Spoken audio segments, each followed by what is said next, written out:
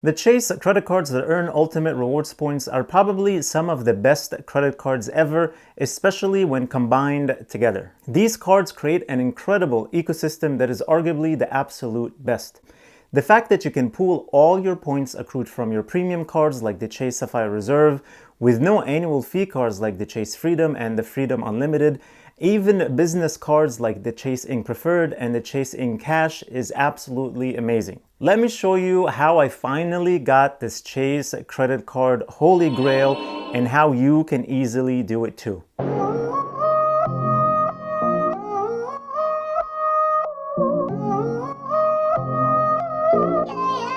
Hey guys, my name is Rami and welcome to Points Pointers. My goal for this channel is to help you earn and redeem as many points as possible to upgrade your travels for little to no money. So if you're interested in credit cards and award travel, then please consider subscribing. You can also download my free 10-step award travel guide in the description below. Okay, so the amazing thing about this combination of cards is that even though some bonus spend categories overlap, each one has some unique bonus categories of their own. So you'll always be earning bonus points and you'll easily combine all your points together to really maximize the way you redeem them. So what is the Chase credit card holy grail? I have 7 cards here, but you can really have only 6 of them. First is the Chase Sapphire Reserve or the Chase Sapphire Preferred. Chase recently added a restriction on the Sapphire cards, which I'll get into in a little bit. But basically, you can only have one of these 2 cards. Next is the Chase Freedom, the Chase Freedom Unlimited, then the Chase Business Cards, Ink Preferred, Ink Cash, and Ink Unlimited. By the way, you can learn more about all these cards from the links in the description. Make sure to click Show More to read the Advertiser disclosure. I made separate videos about pretty much each one of these cards. So in this video, I'll just share the annual fees and the bonus categories of these cards. The Chase Sapphire Reserve has a $450 annual fee and earns 3x on travel and dining. The Sapphire Preferred has a $95 annual fee and earns 2x on travel and dining.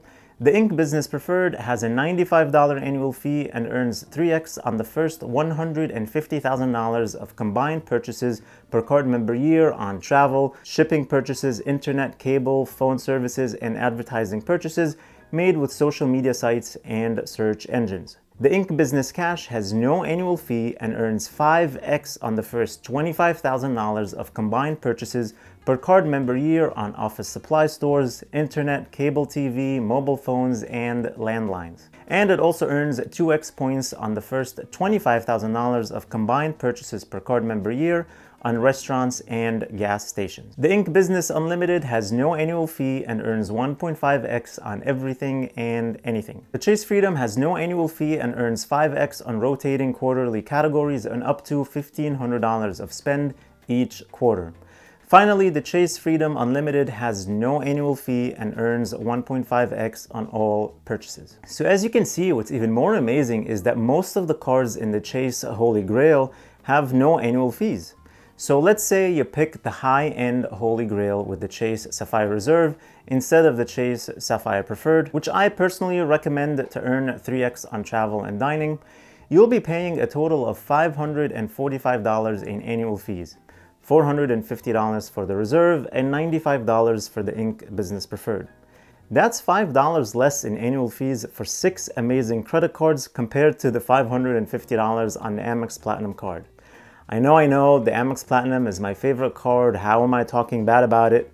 Well, it is an amazing card, but I gotta be honest and give credit where credit is due. I mean, if you even factor in the $300 travel credit on the Sapphire Reserve, which is very easy to use as opposed to the statement credits on the Amex Platinum, the total effective annual fee for the 6 Chase Holy Grail credit cards becomes $245.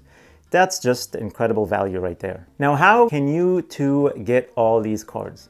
Before I get into that, let me just tell you about some of Chase Bank restrictions when it comes to applying for credit cards in order to understand how you can get them. The number 1 restriction is the Chase 524 rule. Chase will not approve you for any of these cards if you have opened 5 or more credit cards with any bank in the last 24 months. Number 2, you shouldn't really apply for more than 1 Chase card, business or personal, within a 30-day period. Number 3, the reason you can't have both Sapphire cards is that Chase recently implemented a rule where you can't open a Sapphire card if you currently have a Sapphire card open, and if you received a new card member bonus for any Sapphire card in the past 48 months. Finally, even though there's no real limit on how many Chase credit cards that you can open and have at once, Chase limits the amount of total credit line they extend to each person.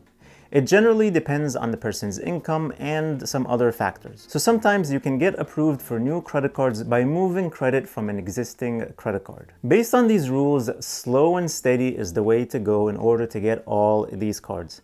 I would say space them out over a year at least. As far as the order to get them, this is really up to you. My recommendation would be to start with the one of the Sapphire cards first. Possibly the Sapphire Preferred, especially that it's offering a 60,000 points welcome bonus right now. And if you want to get the benefits of the Sapphire Reserve, you can call Chase and ask to upgrade your card after a year from having the card. Another thing to consider is if you're still a beginner with credit cards or don't have a great credit score, start with the Chase Freedom Unlimited or the Chase Freedom. They're easier to get approved for, and as long as you use them responsibly and pay off your bills in full and on time, you should see improvements in your credit score, which will help you get approved for the other Chase cards. So bottom line is, I'm very happy to finally have all these cards. But you have to know that they're actually shared between my wife and I. So that's actually another way to get the Chase Holy Grail quicker, is splitting the cards over you and your spouse. We earned a lot of points with these cards and redeemed a lot of Chase Ultimate Rewards points for incredible experiences. Let me know in the comments what you think about this credit card setup.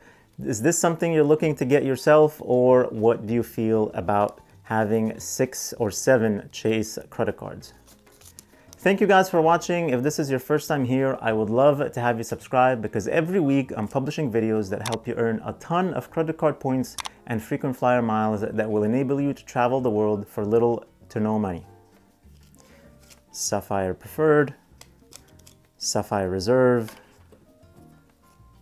Chase Freedom, Freedom Unlimited, Ink Preferred, Ink Cash, Ink Unlimited. I can't believe I finally have all these babies.